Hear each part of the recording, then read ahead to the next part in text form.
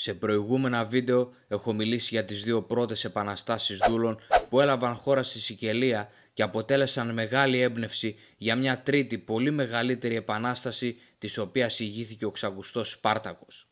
Σε αντίθεση με τις δύο πρώτες επαναστάσεις, αυτή η τρίτη επανάσταση προκάλεσε πολύ μεγαλύτερα προβλήματα στη Ρώμη με τον Σπάρτακο, ο οποίος καταγόταν από τη Θράκη, να προκαλεί φόβο στη Ρώμη, η οποία έτρεμε απλά και μόνο στο άκουσμα του ονόματός του.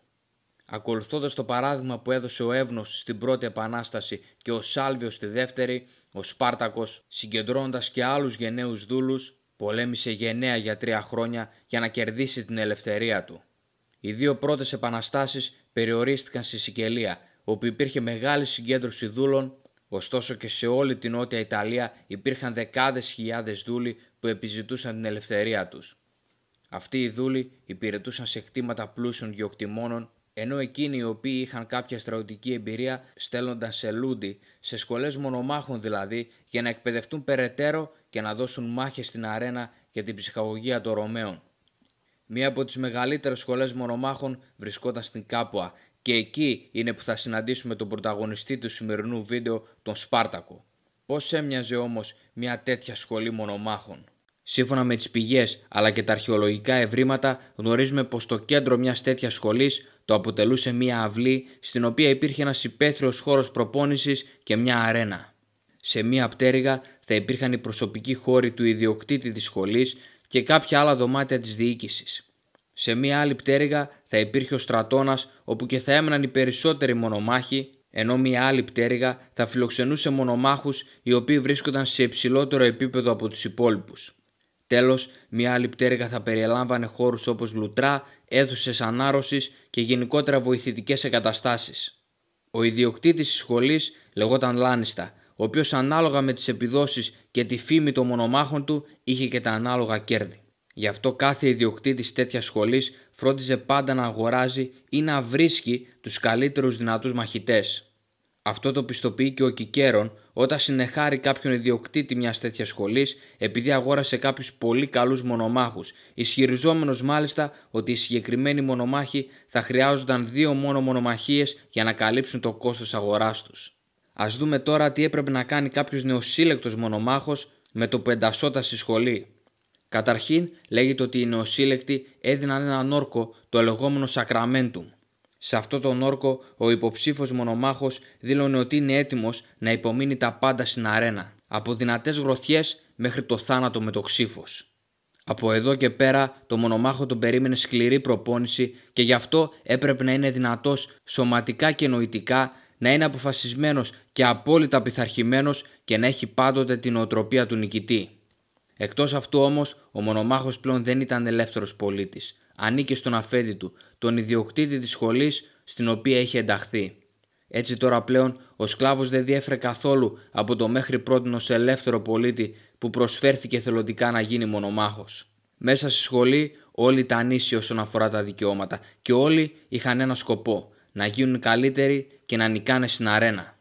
Επίσης, πριν αρχίσει το βασικό στάδιο της εκπαίδευσής τους, όλοι οι νεοσύλλεκτοι υποβάλλονταν σε μια διαδικασία αξιολόγησης, η οποία θα καθόριζε σε τι βαθμό βρισκόταν η ευφυΐα τους αλλά και η φυσική τους κατάσταση. Με αυτόν τον τρόπο θα καθοριζόταν και τι τύπος μονομάχου θα γίνει ο καθένας από αυτούς. Αυτό ήταν ιδιαίτερα σημαντικό γιατί, όπως θα έχουμε δει σε κάποιες ταινίες ή τουλάχιστον σε κάποιες εικόνες, δεν είχαν όλοι οι μονομάχοι τον ίδιο εξοπλισμό, αλλά πρωτίστως δεν λάβαναν όλοι ακριβώς την ίδια εκπαίδευση. Μετά τη διαδικασία αξιολόγησης, οι νεοσύλλεκτοι θα εκπαιδεύονταν από εξειδικευμένους εκπαιδευτές της σχολής, τους λεγόμενους δοκτόρες, και είναι πολύ πιθανόν οι εκπαιδευτές αυτοί να ήταν στο παρελθόν μονομάχοι που κέρδισαν την ελευθερία τους. Προτίμησαν όμως να μην φύγουν εντελώς από τον κλάδο. Ανάλογα τώρα με το επίπεδο στο οποίο βρισκόταν ο κάθε μονομάχος, θα έχει και τον αντίστοιχο τίτλο. Για παράδειγμα, οι αρχάριοι ονομάζονταν Νόβις ή Νοβίκοι, ενώ ο υψηλότερος βαθμός ήταν αυτός του Πρίμους Πάουλους. Όσο υψηλότερο ήταν το επίπεδο στο οποίο βρισκόταν ο μονομάχος, τόσο υψηλότερα ήταν και τα κέρδη του ιδιοκτήτη της σχολής του. Αλλά και ο ίδιος ο μονομάχος θα απολάμβανε ιδιαίτερη ανταμοιβή τόσο σε χρηματικό επίπεδο όσο και σε επίπεδο μεταχείρισης. Πάμε να δούμε τώρα κάποια πράγματα που αφορούν την εκπαίδευση των μονομάχων σε κάθε επίπεδο. Καταρχήν, Οι αρχάροι, οι οποίοι δεν ήταν ακόμα έτοιμοι να μπουν στην αρένα, θα ξεκινούσαν μαθαίνοντας κάποιες βασικές κινήσεις με ή χωρίς εξοπλισμό, κάνοντας κινήσεις στον αέρα ή μπροστά σε ένα ξύλινο κοντάρι προπόνησης, το οποίο υποτίθεται ότι ήταν ο αντίπαλος. Όπως είπα και πριν, ο μονομάχος θα έπρεπε να είναι έτοιμος να αντιμετωπίσει τα πάντα στην αρένα, αλλά επίσης θα έπρεπε να είναι σε θέση να ψυχαγωγήσει κατάλληλα το πλήθος το οποίο είχε συγκεντρωθεί για να τον δει. Γιατί ας μην ξεχνάμε ότι όσο και αν ήταν λάθος αυτό, οι μονομαχίες αποτέλεσαν το μεγαλύτερο κομμάτι της ψυχαγωγίας κατά τα χρόνια της Ρωμαϊκής Αυτοκρατορίας. Το πλήθος ήθελε να δει μεγάλες μάχες, ήθελε να βλέπει μαχητές με εντυπωσιακές ικανότητες και όχι κάποιον ο οποίος θα έπεφτε με το πρώτο χτύπημα. Ανεβαίνοντας σε επίπεδο τώρα, αυτοί οι οποίοι δεν ήταν αρχάροι αλλά ούτε και πολύ έμπειροι θα μάθαιναν πιο αναλυτικά τους κανόνες μονομαχίας, γιατί αυτοί θα έμπαιναν μέσα στην αρένα τουλάχιστον για μία φορά. Το επόμενο επίπεδο μονομάχων δεν είναι το ανώτατο, αλλά περιέλαμβανε μονομάχους από τους οποίους ο ιδιοκτήτης της σχολής είχε υψηλές απαιτήσεις και περίμενε να προσφέρουν πλούσιο θέαμα. Οι συγκεκριμένοι μονομάχοι αγωνίζονταν σε μεγαλύτερες αρένες και πιο συχνά από αυτούς που βρίσκονταν στο προηγούμενο επίπεδο. Όταν αυτοί οι μονομάχοι άρχιζαν να αποκτούν φήμη, οι ιδιοκτήτες των σχολών τους μπορούσαν να υποφεληθούν περαιτέρω από αυτό, δανείζοντάς τους κατά κάποιο τρόπο για να αγωνιστούν σε κάποια γιορτή ενός πλούσιου ιδιώτη ή να υπηρετήσουν ως φύλακες. Η επόμενη κατηγορία μονομάχων αποτελεί και την κορονίδα. Οι μονομάχοι αυτοί ήταν οι καλύτεροι που υπήρχαν και οι αγώνες τους μπορούσαν να προσελκύσουν πάρα πολύ κοινό, γεγονός που έκανε τους αγώνες αυτούς ιδιαίτερα προσιδοφόρους. Αυτό βέβαια έχει και πολλαπλά ωφέλη για τους ίδιους τους μονομάχους, καθώς μπορούσαν να αποκτήσουν πλούτο, φήμη και δόξα με κάθε μονομαχία την οποία κέρδιζαν. Πάμε να δούμε τώρα πώς ήταν σε γενικές γραμμές η καθημερινότητα του μονομάχου μέσα στη σχολή. Η μέρα κάθε μονομάχου ξεκινούσε στο στρατόνα, μέσα στο κελί του, το οποίο εκτός από το κρεβάτι δεν περιέλαμβανε πολλά αντικείμενα, εκτός κι αν ο μονομάχος είχε την εύνοια του ιδιοκτήτη ή ανήκε στις δύο υψηλότερες κατηγορίες. Αφού ξυπνούσαν λοιπόν, οι μονομάχοι θα έπρεπε να πάρουν το πρωινό τους, το οποίο περιέλαμβανε τροφές με υψηλή περιεκτικότητα σε πρωτεΐνες και υδατάνθρακες. Μετά το γεύμα ήταν η ώρα της προπόνησης, υπό την επίβλεψη των εκπαιδευτών και του ιδιοκτήτη της σχολής. Η προπόνηση σίγουρα θα ήταν εξαντλητική και γι' αυτό υπήρχαν λουτρά για τη χαλάρωση των μονομάχων, αλλά και γιατροί για να περιποιηθούν τυχόν τραύματα. Μάλιστα, οι σχολές μονομάχων λέγεται ότι παρήχαν πολύ καλές ιατρικές υπηρεσίες που μόνο ο Ρωμαϊκός στρατός μπορούσε να ανταγωνιστεί. Ένας σωστός ιδιοκτήτης σχολής φρόντιζε πάντα εκτός από την ποιότητα της εκπαίδευσης και για την ποιότητα της χαλάρωσης και αποθεραπείας των μονομάχων, καθώς το απαιτητικό και εξουθενωτικό πρόγραμμα οδηγούσε πολλούς μονομάχους σε κατάρρευση τόσο σωματική όσο και ψυχολογική. Ο ιδιοκτήτης της σχολής που βρισκόταν ο Σπάρτακος, ο Λέντουλος Μπατιάτους, ήταν ιδιαίτερα σκληρός και έτσι το 73 π.Χ. 200 από τους μονομάχους που βρίσκονταν εκεί επιχείρησαν να τραπετεύσουν. Σε αυτή τους την προσπάθεια κάποιοι μονομάχοι σκοτώθηκαν, αλλά κάποιοι κατάφεραν να διαφύγουν έχοντας πάρει τον απαραίτητο εξοπλισμό για μάχη και πήραν θέση έξω από την Κάποα, αποφασισμένοι να αντιμετωπίσουν τη δύναμη που θα έστελνε ο Μπατιάτους. Στο μεταξύ, οι μονομάχοι αυτοί είχαν ήδη εκλέξει τον Σπάρτακο ως ηγέτη τους και δύο ακόμα ικανούς πολεμιστές, τον Κρίξο και τον Ινόμαο, ως υφιστάμενους αξιωματικούς του. Αυτοί οι τρεις οδήγησαν τους υπόλοιπους μονομάχους σε μια μεγάλη νίκη που τους έφερε ακόμα περισσότερο εξοπλισμό και έτσι άρχισαν να ελεηλατούν την ύπαιθρο, συγκεντρώνοντας και άλλα όπλα αλλά και χιλιάδες ακόμα δούλους που ήταν πρόθυμοι να επαναστατήσουν. Όταν η Σύγκλιτος τα πληροφορήθηκε αυτά, έστειλε έναν πρέτορα, το Γάιο Κλάβιο Γκλάμπερ, με 3.000 πολεμιστές για να καταπνίξει την επανάσταση. Οι επαναστάτες στο μεταξύ είχαν πάρει αμυντική θέση στο Βεζούβιο, ενώ ο Γκλάμπερ φρόντισε να αποκόψει το μοναδικό μονοπάτι από το οποίο θα μπορούσαν να διαφύγουν. Παρότι οι επαναστάτες έμοιαζαν αποκομμένοι, ο Σπάρτακος προέβησε ένα πολύ έξυπνο χειρισμό της κατάστασης. Μια ομάδα επαναστατών κατέβηκε τις πλαγιές του βουνού χωρίς να γίνουν αντιληπτοί από τους αντιπάλους τους και έτσι κατάφεραν να περικυκλώσουν τις δυνάμεις του Γκλάμπερ και να πετύχουν μεγάλη νίκη.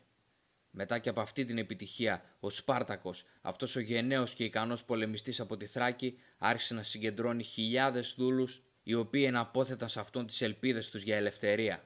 Ο Σπάρτακος, εκτός από ικανός, ήταν και αγαπητός ηγέτης, καθώς φρόντιζε να μοιράζει εισάξια τα λάφυρα τα οποία κέρδιζαν σε κάθε μάχη οι άντρες του. Τώρα όμως, μια πλήρης λεγεώνα με επικεφαλή στον Πόπλιο Βαρίνιο κατευθυνόταν εναντίον του. Για κάποιο λόγο, ωστόσο, ο Βαρίνιος αποφάσισε να σπάσει τις δυνάμεις του, δίνοντας από 2.000 άντρες σε δύο υφιστάμενους του, τον Φούριο και τον Κοσίνιο, με εντολές να κινηθούν εναντίον των επαναστατών. Ο πρώτος που αντιμετώπισε τον Σπάρτακο στο πεδίο της μάχης ήταν ο Φούριος, ο οποίος ιτήθηκε πολύ εύκολα και την ίδια τύχη είχε και ο Κοσίνιος. Βλέποντας αυτά, ο Βαρίνιος υποχώρησε, ενώ ο Σπάρτακος είδε τη δύναμή του να αυξάνεται στους 70.000 άντρες και τώρα πια ένιωθε αρκετά δυνατός ώστε να λαιλατήσει πολλές περιοχές της νότιας Ιταλίας. Καμία από αυτές τις περιοχές δεν μπόρεσε να προβάλλει στεναρή αντίσταση, αλλά σε μία από τις επιδρομές ο έμπιστος του ο Ινόμαος έχασε τη ζωή του. Όσο ο καιρός περνούσε, ο Σπάρτακος γινόταν ολοένα και πιο δυνατός και η Σύγκλιτος ανησυχούσε τώρα πιο πολύ από ποτέ. Έτσι, το 72 π.Χ. αποφασίστηκε να σταλούν ο Λούσιος Πομπλικόλας και ο Λέντουλος Κλωδιανός με 40.000 άντρες συνολικά για να νικήσουν τον Σπάρτακο. Το έτος κατά το οποίο γινόντουσαν αυτά φαίνεται να υπήρξε ένας διαχωρισμός των δυνάμεων των επαναστατών, με τον Γκρίξο να αποφασίζει με 30.000 πολεμιστές να παραμείνει στη Νότια Ιταλία και να λαιλατήσει κι άλλες περιοχές συγκεντρώνοντας όπλα και πολεμιστές, ενώ ο Σπάρτακος με περίπου 60.000 άντρες να κινείται βόρεια, ψάχνοντας για έναν τρόπο διαφυγής από την Ιταλία. Κάτω από αυτές τις συνθήκες, ο Πομπλικόλα καταδίωξε τον Γκρίξο και όταν οι δύο στρατοί βρέθηκαν στο πεδίο της μάχης, 20.000 επαναστάτες μαζί με τον Γκρίξο έπεσαν στο πεδίο της μάχης, ενώ οι εναπομείναντες 10.000 διασκορπίστηκαν στην ύπαιθρο. Στο μεταξύ ο Σπάρτακος συνέχισε να κινείται βόρεια, ενώ ο Κλωδιανός ήταν αποφασισμένος να το σταματήσει, δεν υπολόγισε όμως σωστά την αριθμητική υπεροχή που είχαν οι επαναστάτες. Ο Κλωδιανός περίμενε να αντιμετωπίσει ένα στρατό περίπου 30.000, έχοντας μαζί του 20.000 πολεμιστές, αλλά η αριθμητική υπεροχή που είχε ο Σπάρτακος σε συνδυασμό με τις ηγετικές του ικανότητες του έφερε μεγάλη νίκη όταν οι δύο βρέθηκαν αντιμέτωποι στο πεδίο της μάχης. Ο Σπάρτακος κινήθηκε πολύ γρήγορα σε αυτή την περίπτωση και αυτό ήταν καθοριστικό, καθώς αν είχε καθυστερήσει θα βρισκόταν παγιδευμένος ανάμεσα σε δύο στρατούς, καθώς ο Πομπλικόλα που είχε νικήσει τον Γκρίξο τον καταδίωκε από τον νότο και ο Κλωδιανός βρισκόταν βόρεια. Έχοντας νικήσει τον Κλωδιανό, έστρεψε τώρα την προσοχή του στον Πομπλικόλα και τον νίκησε και αυτόν. Οι δύο ηττημένοι προσπάθησαν να κάνουν ακόμα μια προσπάθεια, ενώνοντας τις δυνάμεις που τους είχαν απομείνει για να αντιμετωπίσουν εκ νέου τον Σπάρτακο, αλλά και αυτή τη φορά υπέστησαν μεγάλη ήττα. Τώρα πια ο Σπάρτακος ήταν πιο δυνατός από ποτέ. Είχε συγκεντρώσει σχεδόν 120.000 πολεμιστές και άρχισε πλέον να σκέφτεται ότι θα μπορούσε να απειλήσει ακόμα και την ίδια τη Ρώμη. Ωστόσο, σκεπτόμενος πιο ψύχραιμα, κατάλαβε ότι δεν είχε τον απαραίτητο πολιορκητικό μηχανισμό για να απειλήσει τα τείχη μιας τέτοιας πόλης. Φτάνοντας πλέον στο τρίτο έτος της Επανάστασης, ήταν η σειρά του Μάρκου Λικίνιου Κράσου να αντιμετωπίσει τον Σπάρτακο. Ο Κράσος ήταν ένας από τους πιο πλούσιους ανθρώπους στη Ρώμη, με μεγάλες φιλοδοξίες για περαιτέρω εξέλιξη και μάλιστα για τη χρηματοδότηση της εκστρατείας εναντίον των επαναστατών είχε συνεισφέρει και ο ίδιος με το δικό του πλούτο. Έχοντας στη διάθεσή του 50.000 απόλυτα πειθαρχημένους και σκληραγωγημένους λεγιονάριους, ο Κράσος ήταν αποφασισμένος να καταπνίξει την Επανάσταση. Αρχικά ωστόσο έστειλε έναν υφιστάμενό του, το Μούμιο, να εντοπίσει την τοποθεσία που βρισκόταν ο Σπάρτακος και να του μεταφέρει τις απαραίτητες πληροφορίες. Ο Μούμιος παρόλα αυτά αγνόησε τις εντολές του Κράσου, θέλοντας να πάρει όλη τη δόξα για τον εαυτό του και αποφάσισε να αντιμετωπίσει τον Σπάρτακο. Και αυτή τη φορά όμως οι επαναστάτες βγήκαν νικητές. Ο Σπάρτακος όμως δεν είχε τη διάθεση να εμπλακεί αμέσως σε μία μάχη εναντίον του Κράσου και αποφάσισε να κατευθυνθεί νότια προς τη Σικελία για να λαιλατήσει και άλλες περιοχές και να συγκεντρώσει και άλλους άντρες. Για τη μετάβαση στη Σικελία είχε συμφωνήσει με κάποιους πειρατές, οι οποίοι όμως παρότι πληρώθηκαν εγκατέλειψαν τον Σπάρτακο και έτσι ο ίδιος βρέθηκε αποκομμένος στη Νότια Ιταλία, με τον Κράσο να έχει όσο χρόνο χρειαζότανε για να τον πλησιάσει. Ο Ρωμαίος αξιωματικός άρχισε να χτίζει ένα τείχος κατά μήκος 37 μιλίων για να αποκόψει κάθε δυνατότητα διαφυγής. Ο Σπάρτακος προσπάθησε να παρεμποδίσει τις εργασίες, αλλά δεν τα κατάφερε και στην προσπάθεια αυτή έχασε περίπου 6.000 άντρες. Για καλή του τύχη όμως, μια σφοδρή χιονοθύελα που ξέσπασε μία νύχτα περιόρισε πάρα πολύ την ορατότητα των Ρωμαίων και ο Σπάρτακος βρήκε την ευκαιρία. Δίνοντας όλη την προσοχή του σε ένα σημείο μόνο του τείχους, κατάφερε να το διασπάσει και να διαφύγει, όχι όμως με όλους τους άντρες. 20.000 έμειναν πίσω, τους οποίους όταν τους αντιμετώπισε ο Κράσος τους νίκησε κατά κράτος. Ο Σπάρτακος κινείτο προς τα βόρεια, αλλά η Ρώμη είχε στείλει τον Λούκουλο και τον Πομπείο το Μέγα για να σιγουρευτεί ότι δεν θα μπορέσουν οι επαναστάτες να διαφύγουν από πουθενά. Βρισκόμενος πλέον στην Καμπανία, ο Σπάρτακος ήξερε ότι ο Πομπείος ερχόταν από τα βόρεια, ο Λούκουλος από τα ανατολικά και ο Κράσος από τα νότια. Έχοντας κατά κάποιο τρόπο περικυκλωθεί, ήξερε ότι υπήρχε μόνο μία λύση: να πολεμήσει αυτός και οι άντρες του μέχρι θανάτου. Την αποφασιστική μάχη ο Σπάρτακος την έδωσε εναντίον του Κράσου. Ο ηγέτης από τη Θράκη είχε πλέον στη διάθεσή του 50.000 πολεμιστές, ενώ ο Κράσος 40.000. Πριν από τη μάχη, ο Σπάρτακος θανάτωσε το άλογό του, λέγοντας ότι αν νικήσει θα έχει πολλά άλογα να επιλέξει και πως αν έχανε δεν θα χρειαζόταν πλέον άλογο. Το μήνυμα ήταν ξεκάθαρο. Ήταν αποφασισμένος να πέσει στη μάχη ή να νικήσει. Το ίδιο και οι υπόλοιποι πολεμιστές του. Η μάχη ήταν άγρια και οι επαναστάτες πολέμησαν με όλες τους τις δυνάμεις. Ο Σπάρτακος σκότωσε 2 εκατόνταρχους στην προσπάθειά του να φτάσει τον Κράσο, αλλά ο σωματοφύλακας του τελευταίου του πήρε τη ζωή. Όταν οι επαναστάτες είδαν τον ηγέτη τους να πέφτει στη μάχη, ήξεραν πως όλα είχαν τελειώσει. Στον Σιλάριο ποταμό, το μέρος που έγινε η μάχη, 36.000 επαναστάτες έπεσαν νεκροί, ενώ από τους Ρωμαίους μόνο 1.000 άντρες. Άλλους 6.000 που έφυγαν για να γλιτώσουν τους καταδίωξε ο Κράσος και τους σταύρωσε, ενώ 5.000 τους βρήκε ο Πομπείος και τους σκότωσε. Για τους υπόλοιπους 3.000 που γλίτωσαν από όλα τα ρωμαϊκά στρατεύματα δεν έχουμε καμία πληροφορία. Το μόνο σίγουρο πάντως ήταν ότι αυτή η τρίτη επανάσταση είχε φτάσει στο τέλος της. Παρότι ο Σπάρτακος δεν κατάφερε τελικά να κερδίσει την ελευθερία του, έγινε σύμβολο γενναιότητας για κάθε άντρα που ήθελε να επαναστατήσει στο μέλλον και να κερδίσει την ελευθερία του. Ενώ η Ρώμη, παρότι τελικά βγήκε νικήτρια μετά από 3 χρόνια ατελείωτων μαχών, δεν θα ξεχνούσε ποτέ το όνομα αυτού του γενναίου πολεμιστή από τη Θράκη. Ο Σπάρτακος κατάφερε να πετύχει αυτό που λίγοι άντρες στην ιστορία της ανθρωπότητας κατόρθωσαν.